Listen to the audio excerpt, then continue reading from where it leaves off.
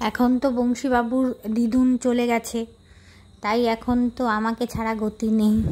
আমি আমার খুব ব্যস্ত শিডিউল থেকে যতটা সময় পাই আমি ওকে দেওয়ার চেষ্টা করি। তার কারণ ও তো হাঁটাচলা করতে পারে না, ওকে বসে বসেই খেলাতে হয় যতটা সময় খেলানো যায়।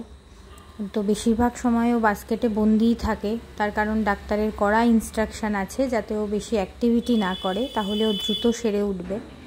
কিন্তু সেরকম করতে তো সত্যিই মন খারাপ হয়, আমারও খুব মন খারাপ হয়।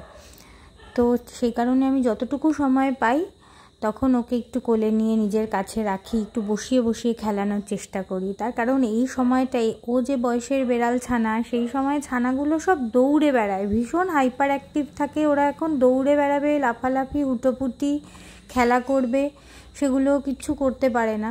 যদিও ওর খুবই ইচ্ছে যে ও হুটোপুটি করে, ওর বিশেষ করে ওর ব্রজ দাদার সঙ্গে, কিন্তু এখন তো সেগুলো করা যাবে না, আরও কিছুদিন ওয়েট করতে হবে, আরও বেশ কিছুদিন ওয়েট করতে হবে সেইগুলোর জন্য।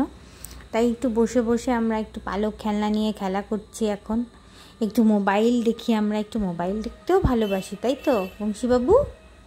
বংশীবাবু, এই যে ব্রজবাবু চলে এসছে। আসলে এই পালক খেলনাটা তো ব্রজবাবুর, ব্রজ এই ব্যাপারে খুবই পজিটিভ, এই খেলনাটাও ভীষণ প্রিয়, এই জন্য দেখতে এসেছে যে এই খেলনাটা আমি কাকে দিচ্ছি। যে আওয়াজ পেয়েছে, এই খেলনাটার মধ্যে দুটো ছোট্ট ছোট্ট ঘন্টি আছে, ওটার আওয়াজ পেয়েই এসেছে যে এটা আমি কাকে দিয়ে দিলাম।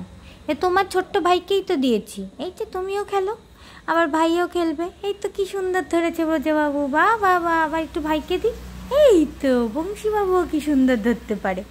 আবার ব্রজবাবু, আবার একটু বংশীবাবুকে দিই, একটু বংশীবাবু, ওলে বাবলে, ওলে বাবলে, ওলে বাবলে, ওলে বাবলে।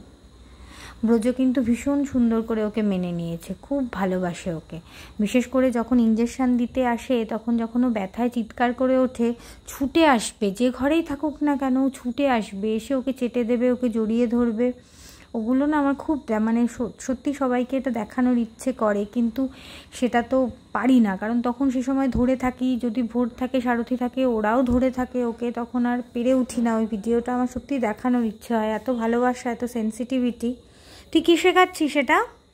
ওকে প্যাকেট ছেঁড়া শেখাচ্ছিস? দাঁড়া, আর কদিন বাদেই তো করবে, আরও কদিন বাদেই এইসব দুধ তুমি করবে, তাই তো বংশীবাবু?